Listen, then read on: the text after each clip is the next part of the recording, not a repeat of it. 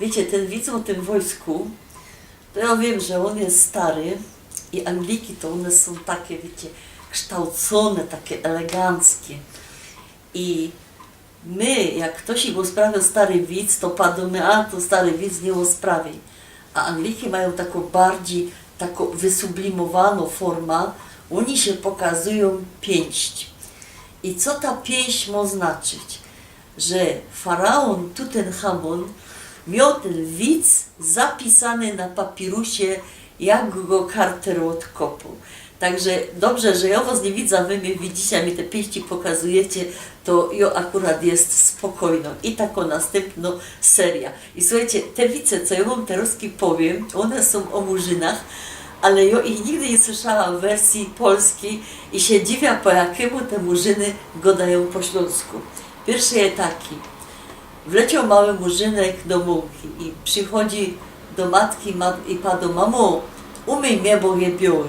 Matka go do patrzy stracić. Widzisz, że muszę maniok gotować.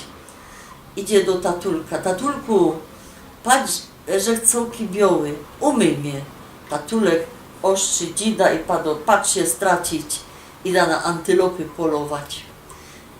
I ten mały murzynek tak się siot i go dojerą na 5 minut, że jest biały. I już mnie te czarne nerwują.